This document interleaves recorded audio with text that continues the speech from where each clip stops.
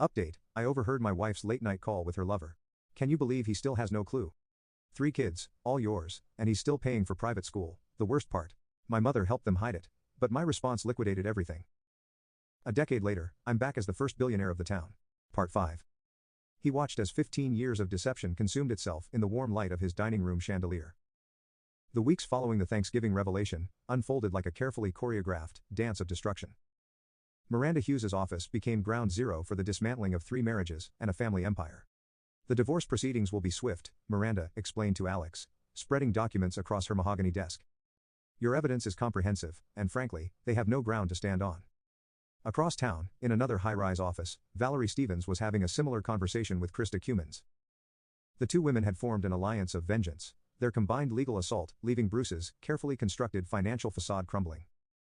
Every hidden account, every secret transaction, Valerie detailed, her red lacquered nails tapping against her tablet.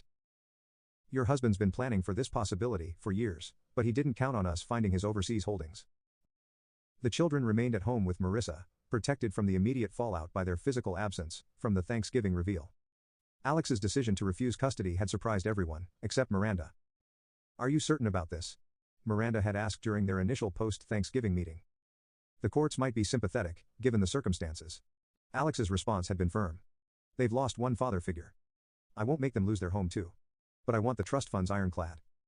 Neither Marissa nor Bruce gets access to a single penny meant for the children. The trust fund arrangements became a masterpiece of legal architecture, independent trustees, strict disbursement conditions, and educational provisions that would ensure Thomas, Emma, and Lucas would want for nothing despite their parents' choices. Marissa's attempts to contest the divorce terms met with swift, devastating responses. Each challenge was met with another piece of evidence from Alex's carefully compiled dossier. Her lawyer, James Patterson, finally advised her to accept the terms. Mrs. Hood, Patterson had said, his voice heavy with resignation. Mr.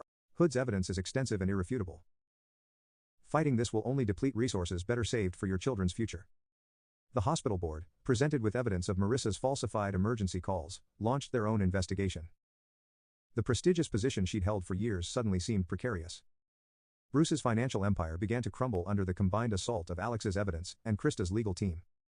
His clients, many of whom were prominent Millbrook residents, began quietly withdrawing their accounts. The scandal had spread through the town's social circles like wildfire. He's losing everything, Krista informed Alex during one of their strategy meetings. Her initial fury had hardened into cold determination.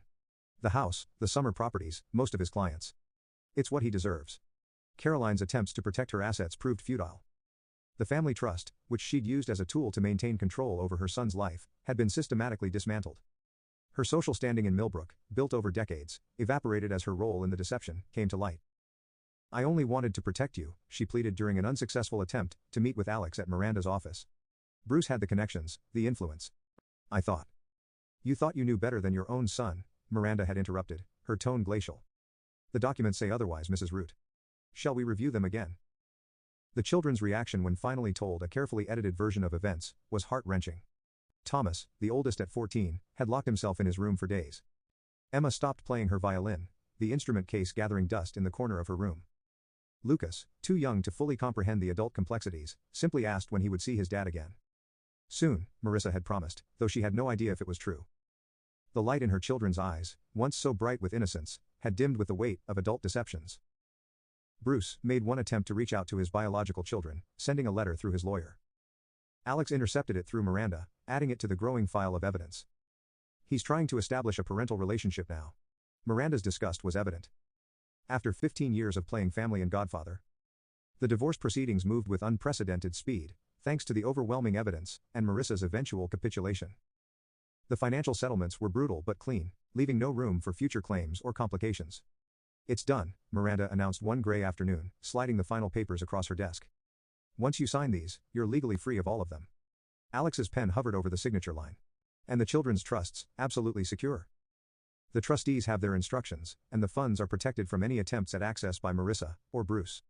They'll be provided for through college and beyond. The pen scratched across the paper, the sound somehow louder than it should have been. Years of marriage, of family life, of trust and betrayal, reduced to a few signatures and legal stamps. Outside Miranda's office windows, Millbrook continued its daily rhythm, unaware that one of its most prominent families had just been officially dissolved. Snow had begun to fall, the first of the season, covering the town in a blanket of white that seemed to mock the idea of purity. "There's one more thing," Miranda said, reaching for a final folder. "The sale of your company." But Alex was already ahead of her, pulling out his own documents. The next phase of his plan was already in motion, though only he knew its full scope. The company's sale had been arranged weeks ago, the terms negotiated through intermediaries to maintain absolute privacy. "Everything's prepared," he assured her. "The transfer will be complete by the end of the week." Miranda studied her client's face, noting the transformation that had occurred since that first meeting weeks ago. The betrayed husband had become something else, something harder, more focused, more dangerous in its quiet certainty. "What will you do now?" she asked, though she suspected he wouldn't give her a complete answer. Alex stood, looking out at the falling snow. In his mind, he could see the next steps unfolding, each one calculated and precise. But those plans would remain his alone, shared only with those who needed to know specific parts. "Now," he said, "I disappear." The snow continued to fall outside, erasing tracks, covering signs, making everything look clean and new. But beneath that pristine surface, Millbrook was changing. 3 marriages had ended. A financial empire was crumbling. A family had shattered.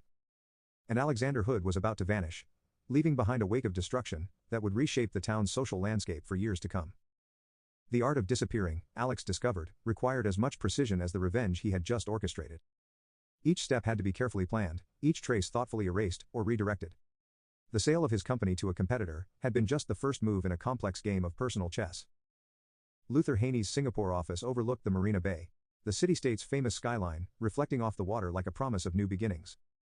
The old college friend had received Alex's call with immediate understanding, no questions asked about the urgency or need for discretion. "Everything's arranged," Luther assured him via secure video call, his image slightly distorted by encryption. "The apartment, the necessary introductions, the basic infrastructure you'll need. When can you leave?" Alex glanced around his nearly empty home office, most of his personal items already packed or disposed of. "The company sale finalizes tomorrow. I'll be on a plane the day after." The mechanics of vanishing proved surprisingly complex. Miranda had handled the legal aspects, ensuring everything was properly documented, while revealing nothing about his destination.